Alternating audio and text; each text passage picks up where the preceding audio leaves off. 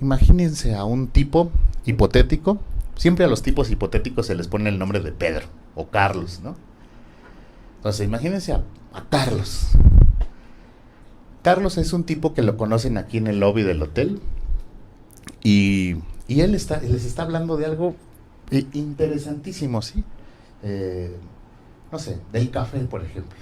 Es colombiano y entonces él está hablando de la historia del café y de cómo el café ha cambiado la historia del mundo y de cómo el café llegó a América y cómo se regresó y un montón de datos así interesantísimos del pH del café y por qué sabe mejor y por qué es más bueno y todo, las variedades y un montón de cosas. Entonces es súper interesante. Te lo está platicando además con pasión, ¿sabes? Así apasionado, creativo, o sea, te pone ejemplos y te lo explica de una forma y de otra. Entonces te tiene así en la baba, diríamos los mexicanos, ¿sí? O sea, te tiene asombrado de cómo alguien puede saber tanto de café. Entonces, aprovechando que tienes todo este grupo, pues, oye, Pedro, bueno, Carlos, era Carlos. Oye, Carlos, ¿por qué no vienes aquí al grupo? Porque Moisés nos da un espacio de 30 minutos, entonces, ¿por qué no en esos 30 minutos nos platicas así es tu pasión, el café? Porque está padrísimo lo que estoy escuchando. Ah, vale, vale.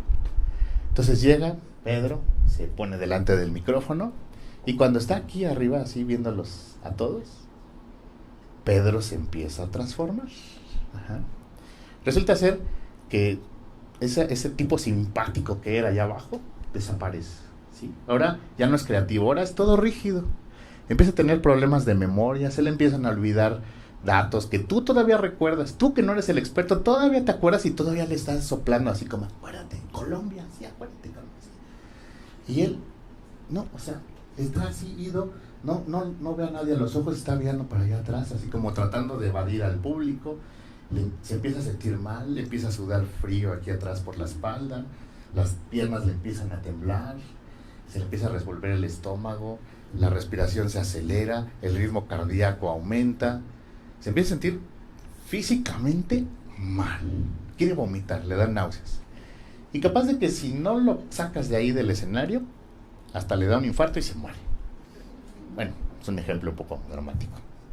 Resulta ser que cuando Carlos, es que siempre le digo Pedro, cuando Carlos estaba en el lobby, utilizaba una serie de recursos lógicos, una serie de instrucciones, un instructivo, una receta, ¿sí? Que él mismo construyó para explicarte el tema del café. Si te dedicas a algo, seguramente tú tienes así como lo que le dicen, un speech, ¿sí? Un speech es como un algoritmo. Es una serie de cosas que tú vas explicando para dar a entender una idea. Es flexible, ¿saben? No siempre lo explicas de la misma forma. A veces tomas un camino, a veces tomas un camino diferente, pero llegas al mismo resultado. O sea que la flexibilidad es parte del éxito de ese algoritmo, que no siempre funciona igual. Tu cerebro tiene un montón de recursos que utiliza, a veces unos, a veces otros, para resolver el problema, porque es flexible. Sin embargo, cuando lo traes al escenario, resulta ser que Carlos entra en lo que los informáticos le llaman recurrencia temporal. La recurrencia temporal es cuando la lógica no logra resolver las variables de un problema. Cuando no logra resolver las variables de un problema, un algoritmo se cicla, se queda como trabado. Bueno, todos hemos visto cuando a una computadora o un teléfono le pasa eso. De repente el que lo programó tuvo un error y las variables a las que uno le está sometiendo a la computadora no tienen salida y entonces el programa se queda en recurrencia temporal. Le sale un relojito o un circulito que se pone a dar vueltas así y la computadora se queda pausada. Se queda pausada porque el circuito eléctrico que utiliza para este proceso está trabajando exclusivamente. Tal vez esto es lo que le está pasando a Pedro, ¿sabes? A Carlos. Tal vez esto es lo que le está pasando a Carlos. A Carlos tal vez ha entrado en una serie de recurrencias temporales que le impiden tener esos mismos recursos que tenía allá en el lobby.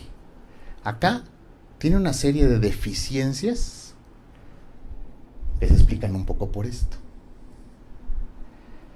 La ventaja de mirar la psicología así es que eso se puede medir.